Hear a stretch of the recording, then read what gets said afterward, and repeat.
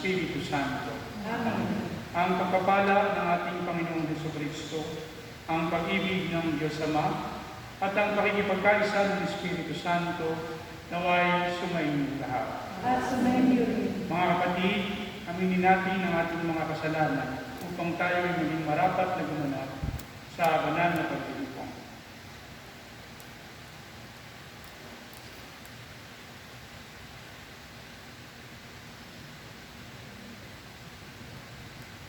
Inaamin ko sa makapangyarihan ng Diyos at sa inyo mga kapatid, na lubha akong nagkasala sa isip, sa salita at sa loob, at sa aking pagkukulang. Kaya sinasama ko sa mahal na Birheng Maria, sa lahat ng mga anghel at mga banal, at sa inyo mga kapatid, na ako'y panalangin sa Panginoong ating Diyos. Kawal tayo ng makapangyarihang Diyos, patawarin tayo sa ating mga kasalanan at pagtubayan tayo sa buhay na walang hanggan. Amen. Panginoon, kaawaan mo kami. Panginoon, kaawaan mo kami. Kristo, kaawaan mo kami. Kristo, kaawaan mo kami. Panginoon, kaawaan mo. Panginoon, kaawaan mo kami. Papuri sa Diyos sa kaitaasan at sa lupa'y kapayapaan sa mga taong pinagtulad niya. Pinupuri ka namin, pinarangal ka namin, sinasamba ka namin. Ipinagbubunyi ka namin, pinasasalamatan ka namin. Hintayin ka po itan. Panginoong Diyos, Hari ng langit, Diyos amang makapangyarihan sa lahat. Panginoong Jesucristo, bugtong na anak. Panginoong Diyos, Kordero ng Diyos, anak ng Ama. Ikaw na nag-aalis ng mga kasalanan ng sanlibutan, maawa ka sa amin. Ikaw na nag-aalis ng mga kasalanan ng sanlibutan, tanggapin mo ang aming kahilingan. Ikaw na nalulok sa kanan ng Ama, maawa ka sa amin. Sapagkat ikaw lamang ang banal, ikaw lamang ang Panginoon, ikaw lamang, O Jesucristo, ang kataas-taasan, kasama ng Espiritu Santo, sa kadakilaan ng Diyos Ama. Amen. Manalangin tayo.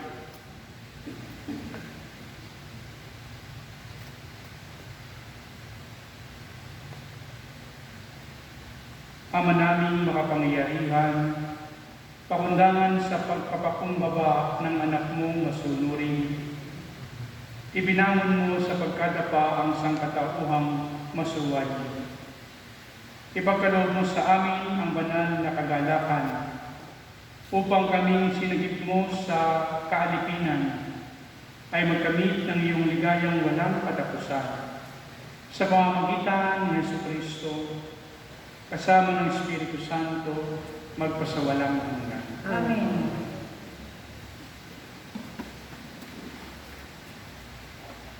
Pagbasa mula sa aklat ng Propeta Ezekiel. Noong mga araw na iyon, nilukuban ako ng Espiritu at itinayo ako upang pakinggan ang isang tinig na nagsasabi, "Tao, susuguin kita sa Israel sa bansang suwain, pagkat mula sa kanilang ninuno, nagigimaksik na sila sa akin hanggang ngayon. Matigas ang kanilang ulo at walang pitagan. Kaya puntahan mo sila at sabihin mo ito ang pinasasabi ng Panginoong Diyos. Sa makinig sila o sa hindi, pagkat matigas ang kanilang ulo, malalaman nilang may isang propeta sa gitna nila." Ang salita ng Diyos. Mata namin nakatuon sa awa ng Panginoon. Ang aking pangmasid doon nakapukol sa luklukang trono mo, O Panginoon. Tulad ko'y aliping ang inaasahan, ay ang amo niya para matulungan. Mata namin nakatuon sa awa ng Panginoon. Kaya walang humpay ang aming tiwala hanggang ikaw poon sa aming maawa. Mahabag ka sana, kami kaawaan, labis na ang hirap namin tinataglay. Kami hinahamak ng mga mayaman, matagal na kami laging inuuyag, nang mapag-alipin, palalot mayabang. Mata namin nakatuon sa awa ng Panginoon. Pagbasa mula sa ikalawang sulat ni Apostol San Pablo sa mga taga-Korinto. Mga kapatid, para hindi ko ipagyabang ang kamanghamanghang pahayag ng Diyos sa akin, ako'y binigyan ng isang kapansanan sa katawan na nagsisilbing pangalo ni Satanas upang huwag akong magpalalo. 3 beses kong idinalangin sa Panginoon na alisin ito, ngunit ganito ang kanyang sagot. Ang tulong ko'y sapat sa lahat ng pangangailangan mo, lalong nahahayag ang aking kapangyarihan kung ikaw ay mahina.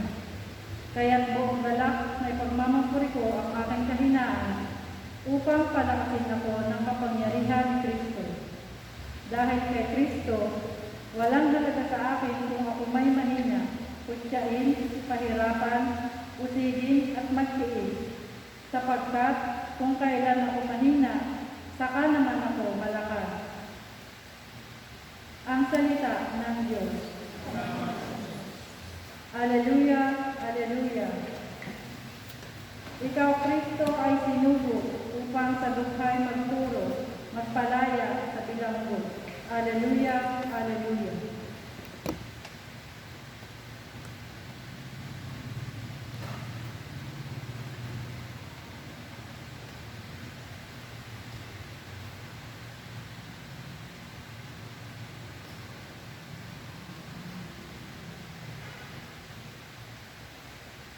Sumayin niyo ang Panginoon.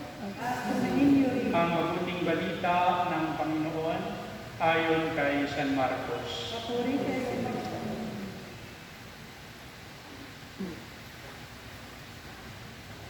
Noong panahong iyon, si Jesus ay nagtungo sa sariling bayan kasama ng kanyang mga alagad. Pagdating ng araw ng pamamahinga, nagturo siya sa sinagoga. Nagtaka ang maraming nakarinig sa kanya at nagtanong, "Saan niya nakuha ang lahat ng yan? Anong karunungan itong ipinagkaloob sa kanya? Paano siya nakagawa ng mga kababalaghan? Hindi ba ito ang karpinterong anak ni Maria at kapatid niya sina Santiago, Jose, Judas at Simon? Dito nakatira ang kanyang mga kapatid na babae, hindi ba? At siya'y ayaw nilang kilalanin. Kaya sinabi ni Jesus sa kanila, ang propeta'y ginagalang ng lahat liban lamang ng kanyang mga kababayan, mga kamag-anak at mga kasambahay. Hindi siya nakagawa ng anumang kababalaghan doon, maliban sa pagkapatong ng kamay sa ilang may sakit, upang pagilimin ang mga ito. Nagtaka siya sapagkat hindi sila sumampalataya. Ang mabuting balita ng Panginoon. Pinupuri ka namin, Panginoon Jesucristo.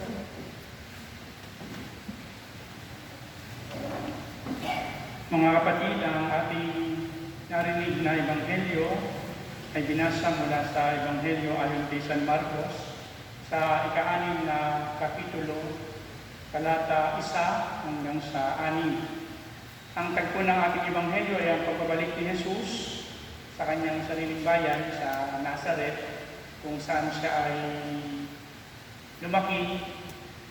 Matandaan natin na matapos na panganak si Jesus, ang anghel ay isinugo sa panaginip kay Jose para sila ay magpunta ng Egypto, sapagkat si Herodes ay nagnanais na patayin ng bata, yung mga bata. Ngayon sila ay nagpunta ng Egypto at for some time, nandoon sila hanggang sa unti-unti ay lumalaki si Jesus. Nung namatay si Herodes ay muling ipakita ang anghel, muling nagdala ng mensahe ang anghel na inuutusan ang mag-anak, ang unang na mag-anak na pumunta ng Galilea, ng Nazaret, sapagkat ang bata ay kailangan tawaging Nazaret. Kaya si Jesus ay lumaki sa bayan ng Nazaret. Sa ating tagpo ay noong araw ng pamamahinga, ang Panginoon ay nagturo sa sinagoga. Subalit yung mga nandoon sa loob ng sinagoga ay, kasi itong Nazaret ay maliit na bayan lamang, so halos magkakilala silang lahat. Kaya nung narinig nila ang Panginoon na nagtuturo sa kanila, ay kataka sila. Sapagkat alam naman nila na si Jesus ay lumaki na ang kanyang ama, si Jose, ay karpintero. So malamang-lamang si Jesus, ang kanyang profession ay karpintero lamang. Wala silang alam na si Jesus ay nagkaroon ng formal study sa isang rabbi. Kaya nung narinig nila yung pagtuturo ng Panginoon, nagtataka sila. Paano makakapagsalita si Jesus ng gayon? Samantalang hindi naman siya nakapag-aral para maging isang rabbi, isang pinuno. Tapos kaya narinig din nila na maraming himala ang ginawa ang Panginoon sa iba't ibang lugar na pinuntahan niya. Itong mga nakaraang araw, nakaraang linggo, ating narinig yung dalawang himala na ginawa ng Panginoon, yung pagpapagaling sa babaeng dinudugo ng 12 taon at yung pagbuhay muli dun sa anak ni Jairo, yung tagapamahala ng sinagoga. Kaya nagtataka sila. At dahil sa akala nila, kaya lang kilala si Jesus, akala nila na alam nila lahat tungkol sa Panginoon, ay hindi naging bukas yung kanilang isipan at tanggapin yung mensahe na ibinibigay sa kanila ng ating Panginoong Kristo.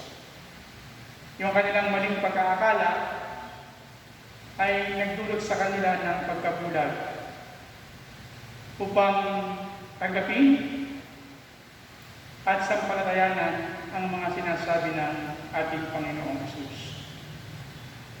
Mga kapatid, may mga pagkakataon sa ating buhay tayo ay hindi nalalayo sa mga taga-Nazaret sa tagpong ito. Ang Diyos ay palaging nakikipag-usap sa atin sa pamamagitan ng ating kapwa o kaya sa mga bagay-bagay na nangyayari sa ating buhay. Subalit, madalas, hindi natin nakikilala ang Diyos, hindi natin naririnig ang tinig ng ating Panginoon. Ito sapagkat kung minsan, ang mensahe ng Diyos ay pinapadala sa atin sa pamamagitan ng mga taong kilala natin. Yung mga taong inaakala natin ay hindi naman gagamitin ng Diyos na instrumento para iparating ang kanyang mensahe sa atin. O kaya, yung mga sitwasyon sa ating buhay na hindi natin akalain na itong mga sitwasyon na ito, halimbawa ng pagsubok o paghihirap, ay nandun pala yung tinig ng Panginoon. Nandun yung mensahe ng ating Panginoon. Kung minsan din ang tinig ng Diyos ay pinapaabot sa atin sa pamamagitan ng mga tao na hindi natin kasundo. At dahil dun sa ating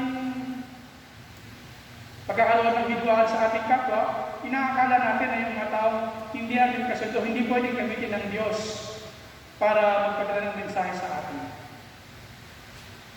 Nagkakaroon tayo ng bias.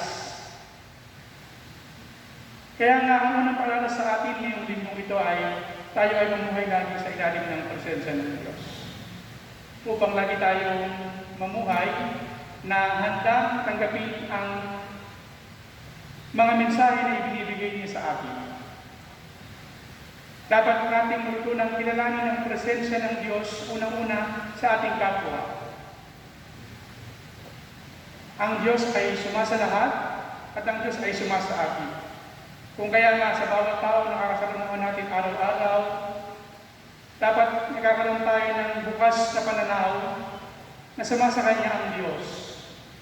At maaaring mayroong mensahe na ipinapaabot sa atin ang Diyos sa pamamagitan ng ating kapwa.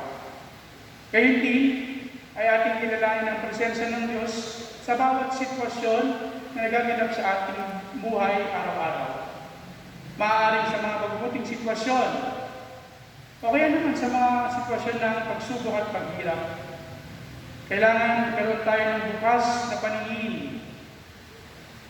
malinaw na pandinig, upang ating mapakinggan ang mensahe ng Diyos at makita natin ang Diyos sa bawat tao o pagkakataon na dumarating sa ating buhay. At dahil nga sa hindi pagtanggap kay Jesus ng kanyang mga kababayan, ang sabi ng Panginoon, ang propeta ay ginagalang sa lahat, liban lamang sa kanyang mga kababayan, mga kamag-anak at mga kasambahan. Kung paano ang Panginoon ay tinanggap sa iba't ibang lugar na kanyang pinuntahan, at yung mga tao na kanyang pinagaling, yung mga tao na kanyang dinalaw ay natuwa dahil sa kanyang pagpunta doon, yung mga nakinig sa kanyang mga katuruan ay nagalak sapagkat yung tinig ni Jesus, yung turo ni Jesus ay may kapangyarihan. Kabaligtaran yung nangyari nung siya ay nagpunta sa kanyang bayan at siya ay nangaral. Hindi tinanggap at hindi kinilala ang ating Panginoon. Hindi siya pinagniwalaan ng kanyang mga kababayan. Sa katotohanan, ang isang propeta ay dapat maging handa sa pagharap sa mga ganitong sitwasyon. Ang propeta ay siyang tinawag ng Diyos upang ipahayag ang kanyang salita at imbitahan ng mga tao na tanggapin sa pamamagitan ng pagbabago ng kanilang buhay at mamuhay ng naaayon sa katotohanan at pagmamahal. Kaya nga sa pagtupad sa misyong ito, ipinagkatiwala ng Diyos, ang isang propeta ay naharap sa hindi pagtanggap o hindi pagkilala ng ibang tao o kaya sa iba't ibang uri ng panganib at kaharahasan. Ito yung naranasan ni Propeta Ezekiel sa unang pagbasa. Tinawag si Ezekiel upang ipahayag ang salita ng Diyos at sa ibinigyan ng babala ng Panginoon na hindi magiging madali ang misyon na ito para sa Kanya. Ang wika sa Kanya ng Diyos, susuguin kita sa Israel, sa bansang Suwail. Sa makinig man sila o hindi, malalaman nila na isang propeta sa gitna nila. Kaya maaari tayong magtaka, paano yung mensahe ng panghikayat ng pagmamahal, paghikayat ng katarungan, ng kapayapaan. Ito yung mga mensahe na ipinapaabot ng Diyos sa pamamagitan ng propeta. Paano ang mga mensahe ito ay hindi tinatanggap? O kaya kung minsan ay nagiging dahilan upang magalit ang mga tao at maaaring magdala pa sa karahasan. At ito yung ating naranasan ng Panginoon sa Ebanghelyo. Ito din yung naranasan ng mga propeta niyo. Dahil sa kanilang pagtupad doon sa misyon na ipahayag ang salita ng Diyos, nakaranas sila ng mga karahasan nang hindi pagkilala ng ibang tao. Dahil sapagkat marami ang takot sa katotohanan at mas pinipili pa na mamuhay sa kasinungalingan at sa kadiliman. Sa ikalawang pagbasa naman ay sa ikalawang mensahe ng Ebanghelyo ngayon ay Sa kabila ng ating hindi pagtanggap ng mensahe na dala natin, sa kabila ng galit at panganib, ay hindi tayo mawalan ng loob. Anumang hirap o anumang hindi pagtanggap ang ating dinasin sa pagpapahayag ng salita ng Diyos, ay huwag tayo mawalan ng loob at patuloy na tumugon sa misyong ipinagkatiwala sa atin ng Diyos. Panghawakan natin yung sinabi ng ating Panginoon. Ang sabi niya, ako'y kasama ninyo hanggang sa katapusan ng mundo. Kung kaya sa ating pagtugon sa misyon ito, na ipahayag ang salita ng Diyos, lagi tayong magkaroon ng matibay na pananalig na hindi tayo iiwanan ng Panginoon. Anuman ang maging reaksyon ng ibang tao sa ating pagpapahayag, kahumihan man tayo dahil sa ating paninindigan sa katotohanan, ay manatili pa rin tayong tumutupad sa misyon na ibinigay sa atin ng Diyos. Ito ang ating laging tandaan, na lahat tayo sa pamamagitan ng binyag ay tinawag upang maging mga propeta. Lahat tayo ay binigyan ng misyon na ipalaganap ang salita ng Diyos sa ating pamilya, sa lugar ng ating trabaho, sa ating mga kaibigan at sa lipunan. Ano man ang mangyari, dapat lagi tayong handa na ipahayag, ipagtanggol at panindigan sa katotohanan sa salita ng Diyos.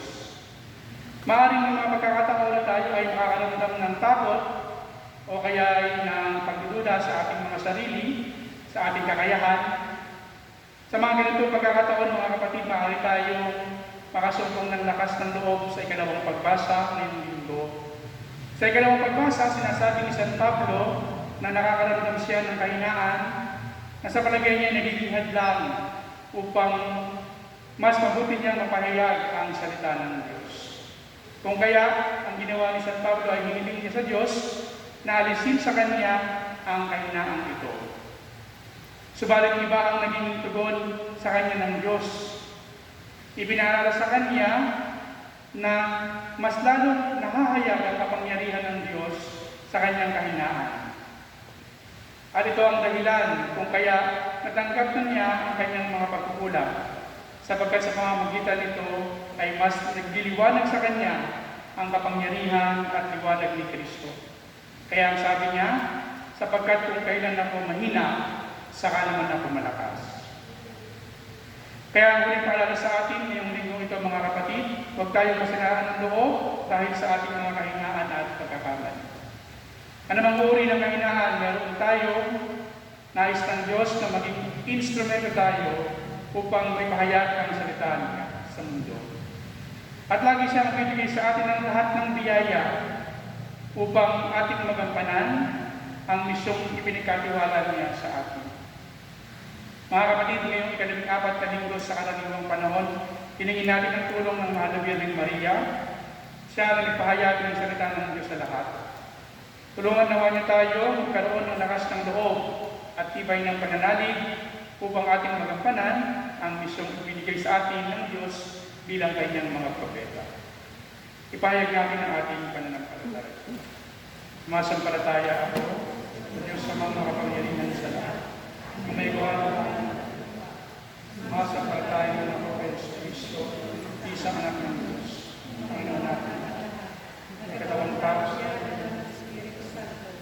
pinanganak sa Maria Birhen, pinagpakasahay ni Poncio Pilato, pinapos sa krus, nanawag sa kinaroroonan ng magmao, nang may katuparan ng buhay ng huli, makaya sa dami na nagpapabasa ng Diyos sa mga kapangyarihan sa lahat.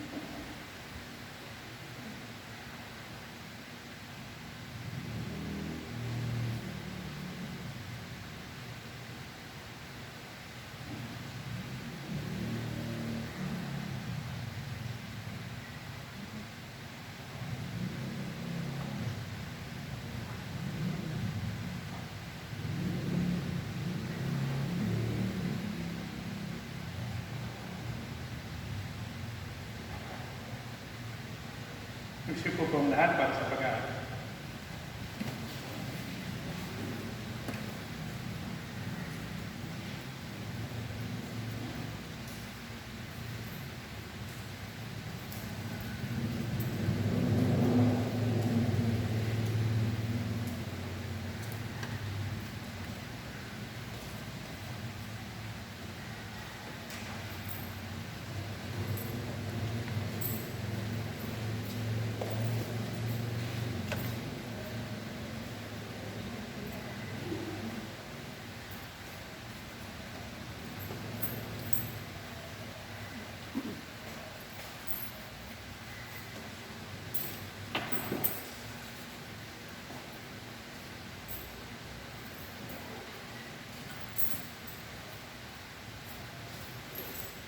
Puri-puri ka, Diyos, sa mga nikas sa liputan, sa iyong magandang loob. Narito ang aming may aalay. Mula sa lupat doon ang aming paggawa ang pinukay na ito para maging pagkain na bibigay buhay. Puri-puri ang pagkakay kapal, ngayon at kailanman.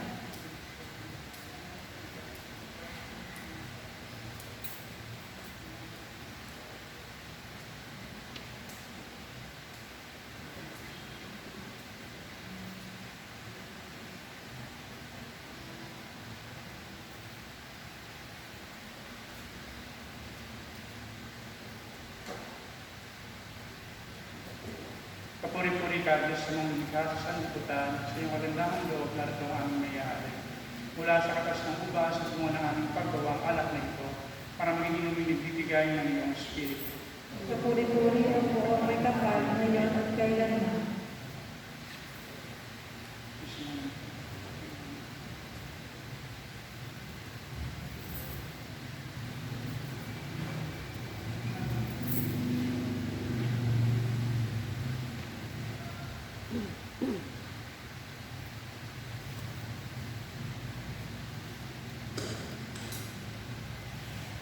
Manalangin kayo mga kapatid, upang itong ating paghahain ay kalugdan ng Diyos sa mga makapangyarihan. Tanggapin naman ang Panginoon itong pagkain sa iyong mga kamay, sa kapulinan ng karangalan at sa ating kapakinatakan at sa buong sambayanin ng ganan. Ama naming lumikha, ang paghahain namin sa iyong ngalan ay sinawang sa aming dumalisay, upang ito ay maging pagganap araw-araw ng aming paglipat sa buhay sa kalangitan. Sa pamamagitan ni Kristo, kasama ng Espiritu Santo, magpasawalang hanggan. Amen. Sumainyo ang Panginoon. At sumayin niyo rin. Itaas sa Diyos ang iyong puso at diwa. Itinaas namin sa Panginoon. Pasalamatan natin ang Panginoong ating Diyos. Marapat na siya'y pasalamatan. Ama naming makapangyarihan, tunay niyang marapat na ikaw ay aming pasalamatan. Nasa iyo ang aming buhay, pagkilos at pag-iral. Sa pamumuhay namin araw-araw, tinatamasa namin ang iyong pagmamahal. Sa pag-ibig mong ipinunla sa sangkatauhan, ang Espiritu Santo ay unang aning ligay ng anak mong naglagak sa amin ng katiyakang nakalaang mabuhay kami sa piling mo kailanman. Kaya kaysa ng mga anghel na nagsisiawit ng papuri sa iyo ng walang humpay sa kalangitan, kami ay nagbubunyi sa iyong kadakilaan.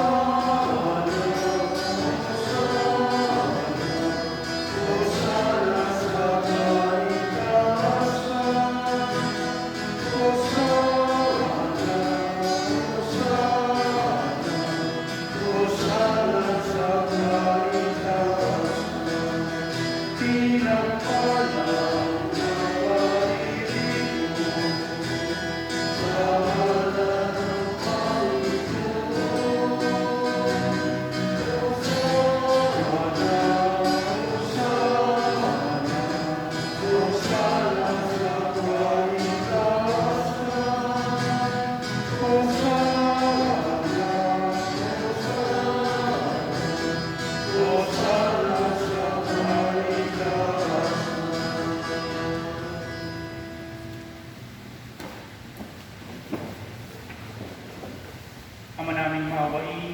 inihahabod namin ang pasasalamat sa iyo sa pamamagitan ng aming Panginoong Kristo. Pinakikiusap namin sa pamamagitan ng anak mo ito ng mga kaloob namin ay tanggapin at paspasan mo sa pagdiriwang namin ng paghahain niya sa iyo. Iniaalay namin ito sa iyo unang-una para sa iyong banal na simbahang Katolika, pagkalooban mo ng kapayapaan at pagpupok, pagkakaisa at pagtataguyod ang mga kaanib nito sa sangsinuko, kaysa ng aming Papa Francisco na iyong lingkod, kasama ng aming Obispo Buenaventura, at ng lahat ng nananalig at nagpapalaganap sa pananampalatayang Katoliko na galing sa mga apostol. Ama namin, iyong alalahanin ng iyong mga anak na ngayon aming dinadalangin. Ang aming pananampalataya ay nakabatid mo, gayon din ang pagsisikap namin maging tapat sa iyo. Ang paghahain ito ng pagpupuri ay aming iniaalay para sa kapakanan namin at ng mga mahal namin sa buhay, para sa aming kalusugan at walang hanggang kaligtasan, sa pagdulog namin sa iyong kadakilaan, Diyos na totoo at nabubuhay kailanman. Kaysa ng simbahan inararamalan namin ngayon unang-unang ina ng Diyos at Panginoon namin Jesucristo, si Maria, na maluwalhating laging Birhen, kayo din ang kanyang kabiyak ng pusong si San Jose, ang iyong pinagpalang mga apostol at martir na sina Pedro, Pablo at Andres, sina Santiago, Juan, Tomas, Santiago, Felipe, Bartolome, Mateo, Simon at Tadeo, gayon din sina Nino, Leto, Clemente, Sixto, Cornelio, Cipriano, Lorenzo at Crisogono, Juan at Pablo, Cosme at Damian, at ang lahat ng iyong mga banal, pakundangan sa kanilang ginagawang mga kabutihan, at walang sawang pagdalangin para sa aming kapakanan, kami ay laging mong kalingain at ipagsanggalan. Ama, iyong tanggapin ang handog na ito ng iyong buong angkan. Loobin mo kami ay makapamuhay araw-araw sa iyong kapayapaan. Huwag mong ipahintulot na kami ay mawalay sa iyo kailanman. Ibilang mo kami sa iyong mga hinirang. Ama namin, basbasan mo ang mga handog namin ito. Marapatin mong sambahin ka namin sa Espiritu at katotohanan. Kaya para sa amin, ito ay gawin mong maging katawan at dugo ng pinakamamahal mong anak, ang aming Panginoong Jesucristo. Nung bispiras ng kanyang pagpapakasakit, hinawakan niya ang tinapay sa kanyang banal at kagalanganan ng mga kamay. Tumingalang siya sa langit sa iyo, Diyos sa kanyang makapangyarihan, at nagpasalamat siya sa iyo. Pinaghati-hati niya ang tinapay, iniabot sa kanyang mga alagad at sinabi, "Tanggapin ninyong lahat ito at kanin. Ito ang aking katawan na ihahandog para sa inyo."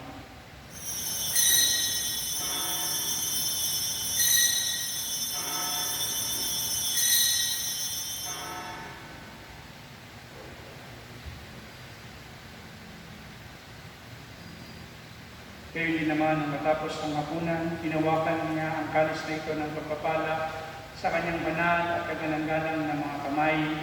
Muli kaniyang pinasalamatan. Inabot niya ang kalis sa kanyang mga alagad at sinabi, "Tanggapin ninyong lahat ito at inumin. Ito ang kalis ng aking dugo, ng bago at walang hanggang tipan. Ang aking dugo na ibubuhos para sa inyo at para sa lahat sa ikapagpapatawad ng mga kasalanan. Gawin ninyo ito sa pag-alala sa akin."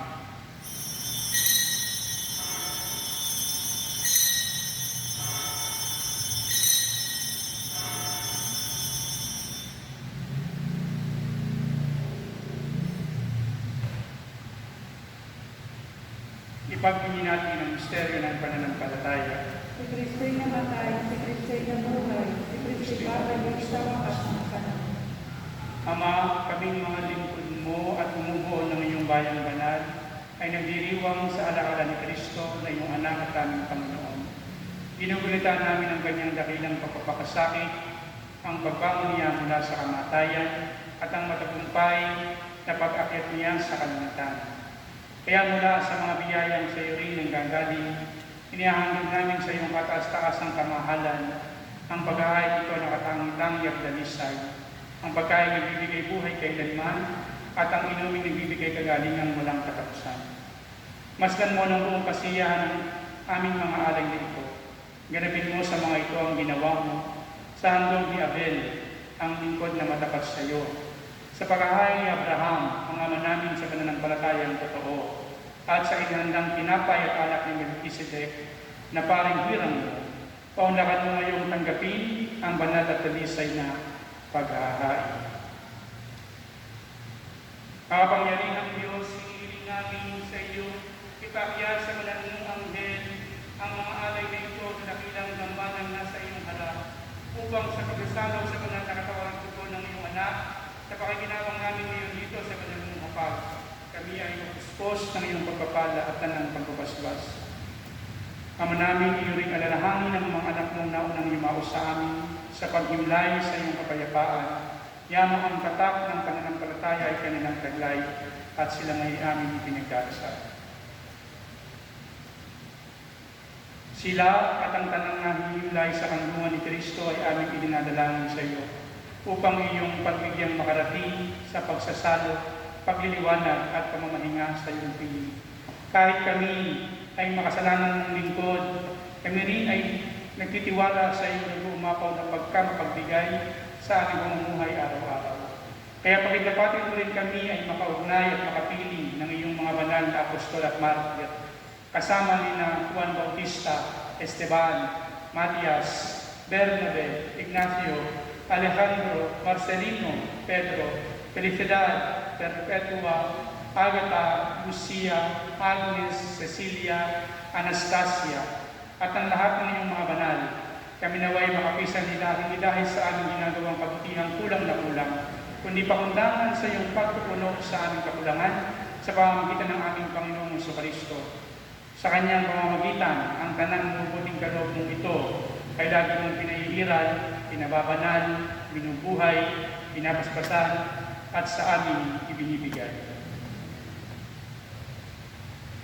Sa pamamagitan ni Kristo, kasama niya at sa Kanya, lahat ng parangal at papuri ay sa iyo, Diyos amang makapangyarihan, kasama ng Espiritu Santo, magpa sa walang hanggan. Amen. Sa tagubilin ng mga nakagagaling na utos sa turo ni Jesus na Panginoon natin at Diyos, ipahayag natin ang lakas loob. Ama namin, sumasalamat ka sa bahin ng ngalan mo, mapasa amin ang kaharian. Sundin ang loob mo dito sa lupa para ng salamat. Bigyan mo kami ngayon ng aming kakanin sa araw-araw. At patawarin mo kami sa aming mga sala para ng magkapatawad namin sa nagkakasala sa amin. At huwag mo kami ipahitulog sa tukso at iadya mo kami sa lahat ng masama. Hinihiling namin kami iadya sa lahat ng masama, pagkalooban ng kapayapaan araw-araw. Iligtas sa kasalanan at ilayo sa lahat ng kapahamakan, samantalang aming pinananabikan ang dakilang araw ng pagpapahayag ng tagapagligtas namin si Jesucristo. Sapagkat iyo ang kaharian, ang kapangyarihan, ang kapurihan, at pakailanman. Amen. Panginoong Jesucristo, sinabi mo sa iyong mga apostol, kapayapaan ang iniiwan ko sa inyo, ang aming kapayapaan ang ibinibigay ko sa inyo. Tunghayan mo ang aming pananampalataya at huwag ang aming mga pagkakasala. Pagkalooban mo kami ng kapayapaan at pagkakaisa ayon sa iyong kalooban, kasama ng Espiritu Santo magpasawalang hanggan. Amen. Ang kapayapaan ng Panginoon ay laging sumainyo. At sumainyo rin. Bigayan tayo ng kapayapaan sa bawat isa.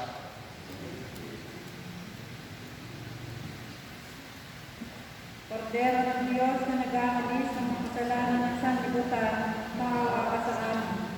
Kordero ng Diyos na nag-aalis ng mga kasalanan ng sanlibutan, maawa ka sa amin. Kordero ng Diyos na nag-aalis ng mga kasalanan ng sanlibutan, ipagkaloob mo sa amin ang kapayapaan.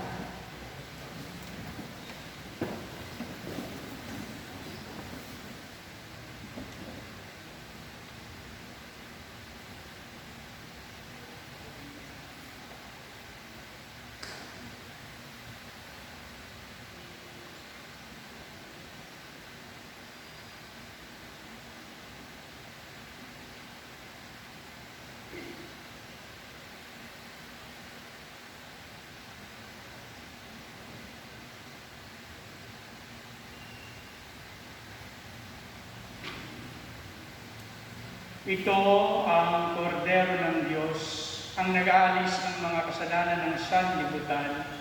Mapalad ang mga inaanyayahan sa kanyang banal na bibig. Panginoon, hindi ako dapat na nagpatuloy sa iyo. Ngunit sa isang salita ka ay gagaling na ako. Katawan ni Kristo. Amen.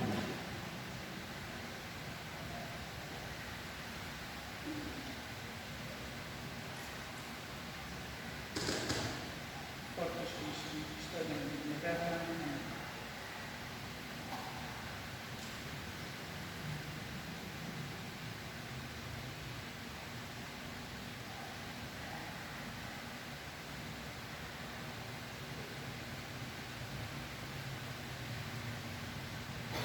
Sanctus Christi, Cristo ng Nagdaraman.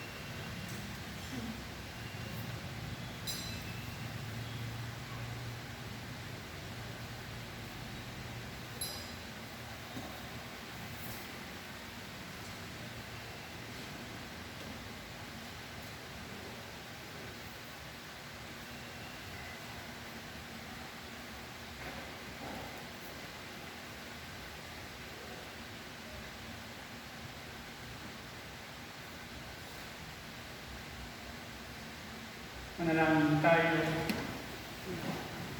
Pangalangin mapagmahal, kami iyong pinapakinabang, ay loobin mong laging lumingon sa pinanggalingan ng tinanggap namin ngayon para pagsaluhan.